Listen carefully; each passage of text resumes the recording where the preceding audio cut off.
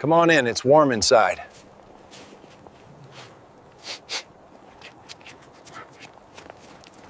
On a bitter cold winter evening deep in the Alaskan wilderness, Warren Pierce was settling into his cabin after a long day of chopping wood and tending to his greenhouse. The wind howled outside, biting through the frost-covered trees, and the fire crackled warmly in the hearth. As he poured himself a mug of hot tea, an unexpected noise broke the silence, a faint scratching at the front door. Peering through the frosted glass, Warren's eyes widened in shock. Two wolves stood trembling just beyond the threshold. Their fur was matted with snow, ribs showing beneath their coats, eyes pleading without a trace of menace. Despite the instinctive caution that warned him to stay away, something about their desperate posture pulled at his heart. After a tense moment weighing fear and compassion, Warren grasped the door handle and slowly cracked it open. One wolf stepped forward, its breath visible in the icy air, eyes locked onto his with an intensity that seemed to ask for help. Warren hesitated, then widened the door, inviting the fragile creatures inside. The wolves entered carefully, their paws leaving damp prints on the wooden floor. As warmth from the fireplace enveloped them, their bodies visibly relaxed for the first time in what felt like an eternity. Warren watched silently, heart pounding, knowing this night would change everything. The wolves rested near the hearth, their bodies trembling not just from the chill they had endured outside but also from exhaustion that went deep into their bones. Warren studied them closely. The smaller one, with patches of gray in its fur, limped slightly, its movements slow and careful. The larger wolf bore a long scar across its muzzle, a silent testament to battles fought in the wild. Despite their frailty, there was a quiet strength in their eyes, a dignified resilience that commanded respect. Warren felt a strange connection growing between them. These were not merely wild beasts driven by instinct. They were creatures shaped by hardship, bound by an unspoken loyalty to one another. He approached the fire and tossed another log onto the flames, watching as the warmth spread throughout the cabin. The wolves stirred, their noses twitching as they acclimated to the unfamiliar comfort. Warren realized they had never known such safety before, never felt a fire's gentle heat on their fur or tasted nourishment without the constant threat of hunger. Moving cautiously so as not to startle them, Warren rummaged through his pantry again. His supplies were meager, but he managed to find some fresh meat, raw and unseasoned. He wondered briefly if feeding wild wolves uncooked meat was wise, but given their condition he had little choice. He placed the meat on a plate and set it gently on the floor near the hearth. The smaller wolf hesitated, sniffing the air with delicate nostrils. After a moment, it took a tentative bite, its eyes never leaving Warren's face as if seeking permission or assurance. The larger wolf soon joined, their hunger apparent in the way they devoured the food with careful, measured bites. Watching them, Warren felt a pang of sympathy. How long had they gone without food? How many frozen nights had they endured, hunting in vain or retreating from dangers too great to face? The harsh wilderness had worn them thin, but it had not broken their spirit. The wolves settled again by the fire, bodies slowly relaxing. Warren took a seat nearby, his eyes never leaving them. He kept his movements slow and deliberate, aware that any sudden action might shatter the fragile trust he had earned. He spoke softly to himself, words lost in the crackle of the flames but carrying a weight of hope. As night deepened, the wolves dozed fitfully, muscles twitching as if chasing dreams far from the frozen cabin. Warren watched over them, a silent guardian against the endless cold outside.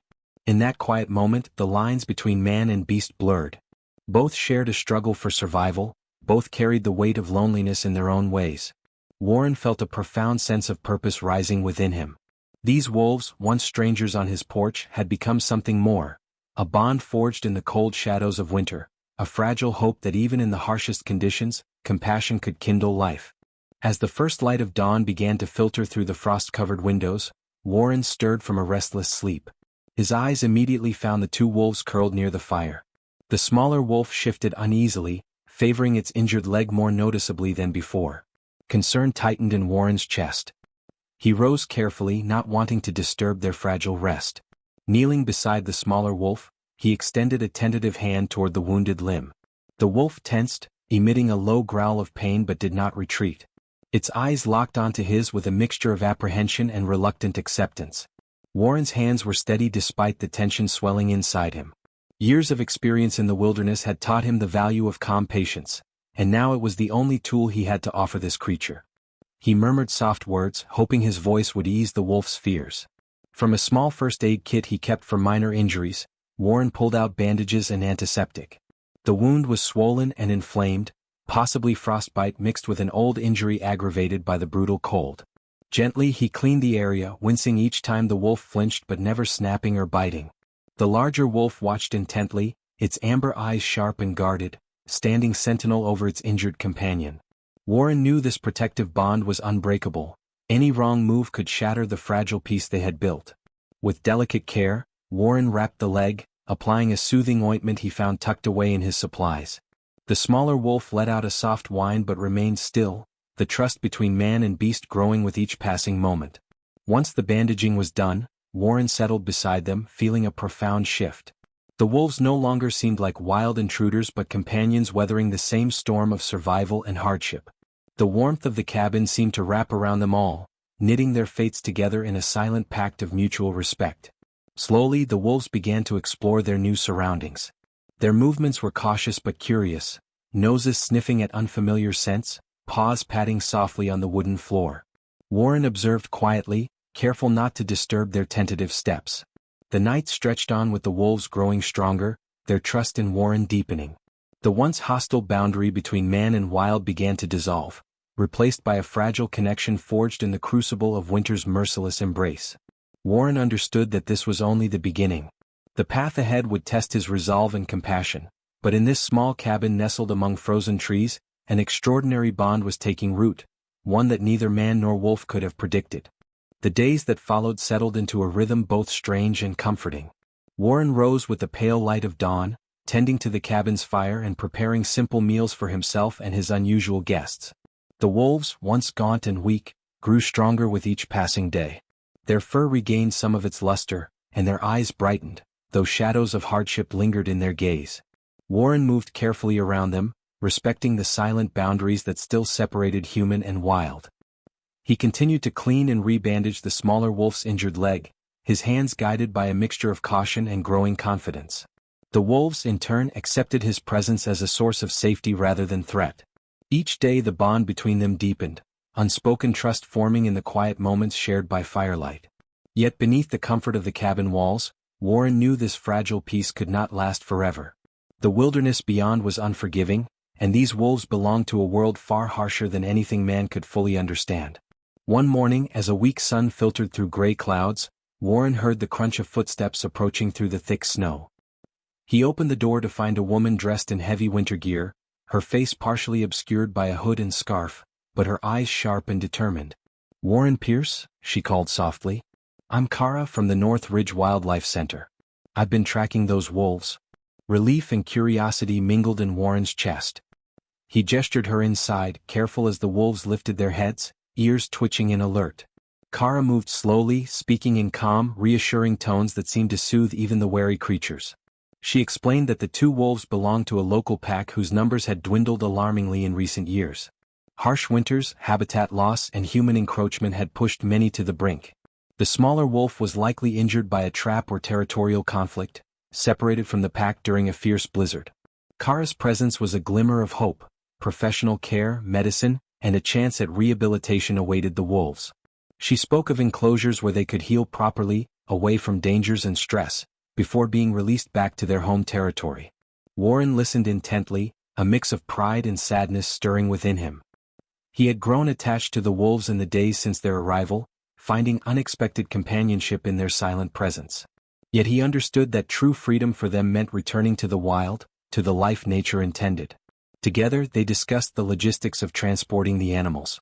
The snow was deep, roads often impassable.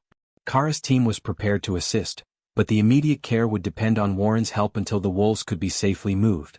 Throughout the visit, the wolves observed silently, their watchful eyes flickering between Warren and Kara.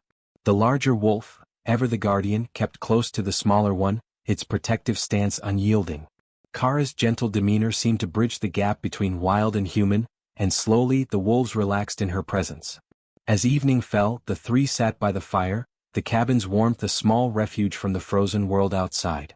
Warren felt the weight of responsibility settle more heavily on his shoulders, but also a quiet determination. He would do whatever it took to see these creatures healed and free. Kara's arrival was more than just help, it was a promise that the wolves' story was far from over. Together, they prepared for the next steps, knowing the path ahead would be fraught with challenges but guided by hope. With Kara's arrival came a whirlwind of activity that stirred the quiet cabin into focused purpose. The snow lay thick and heavy outside, blanketing the landscape in endless white, and the biting cold reminded Warren that time was of the essence. Together, Warren and Kara laid out plans to transport the wolves safely to the Wildlife Center, a sanctuary equipped to provide proper medical care and rehabilitation. Roads were often blocked by snow and ice, so the only viable option was a snowmobile sled journey across the frozen wilderness. The idea of loading the wolves into a sled stirred anxiety in Warren.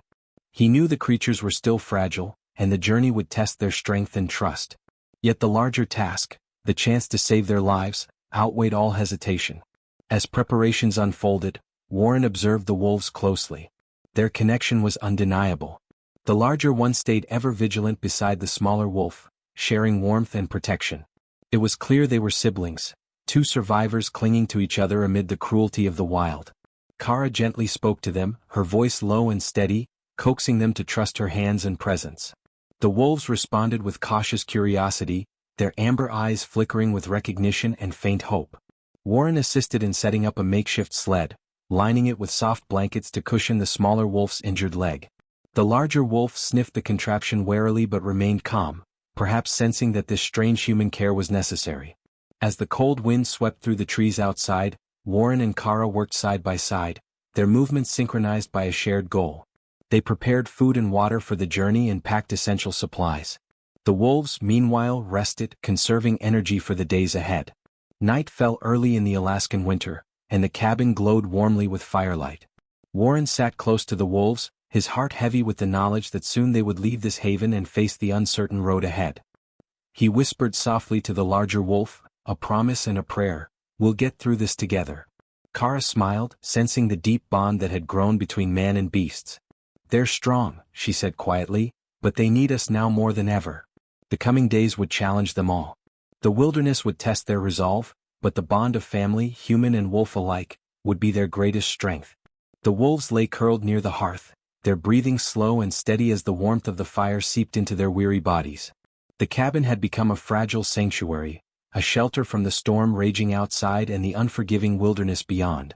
Warren sat quietly nearby, watching them with a mixture of awe and tenderness. The larger wolf rested protectively beside its injured sibling, a silent guardian in the dim glow. Their steady presence filled the room with a calm that belied the harshness of their journey.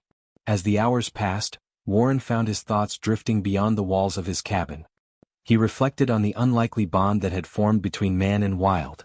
These creatures, once strangers marked only by fear and caution, had revealed a depth of trust and resilience that stirred something deep within him. Compassion, he realized, was not a weakness but a bridge, a connection that transcended species and survival instincts. The wolves had opened a door to a world where kindness could flourish even in the coldest places. Memories of solitude and hardship mingled with the new purpose he had found. The loneliness that had once defined his days softened in the presence of these wild souls who depended on him. In caring for them, Warren had discovered a profound sense of belonging, a reminder that life's greatest gifts often come from unexpected encounters.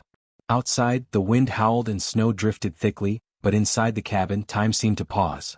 The bond between man and wolves wove silently, threads of trust and hope intertwining in the flickering firelight. Warren knew the road ahead would not be easy. The wilderness was relentless, and the wolves' healing was only just beginning. Yet in this quiet moment of waiting, a quiet strength grew, one born of empathy and the courage to reach across the divide between human and wild. As night deepened, Warren settled back, eyes heavy but heart awake. Tomorrow would bring new challenges, but for now, the fragile peace of the cabin held them all. The storm had passed, leaving behind a transformed landscape, pristine snow blanketing every surface, tree branches heavy with ice, and the air sharp and crisp as if freshly cleansed. Warren stepped outside his cabin, the cold biting anew, but the sky was brighter, hinting at better days ahead. Kara was already busy, speaking into her radio with urgency and hope. Their team was coordinating efforts to clear the roads that would allow the Wildlife Center's vehicles to reach them. Fallen branches and ice drifts blocked the narrow paths, slowing every attempt to break through the frozen barrier. Warren watched from the cabin's doorway, his breath forming clouds in the cold air. Despite the challenges, there was a steady determination in the team's voices and movements. The wilderness was still harsh and unpredictable, but human resolve was carving a way forward. Inside the cabin, the wolves rested quietly, their breaths slow and measured. The smaller wolf's injured leg was carefully rebandaged, the swelling reduced but still tender. Warren tended to their needs with careful hands, mixing food and offering fresh water. Their resilience astounded him, creatures born of the wild, battered but unbroken. He found himself reflecting on the journey that had brought them here, the desperation on the porch, the fragile trust, the long nights of healing and waiting. These wolves had fought not just the cold but loneliness and pain. Their survival was a testament to strength forged in adversity. Warren knelt beside the larger wolf, running a gentle hand along its thick fur. The animal's amber eyes met his, a silent acknowledgement passing between them. In those moments, words were unnecessary. The bond between man and beast was clear and profound.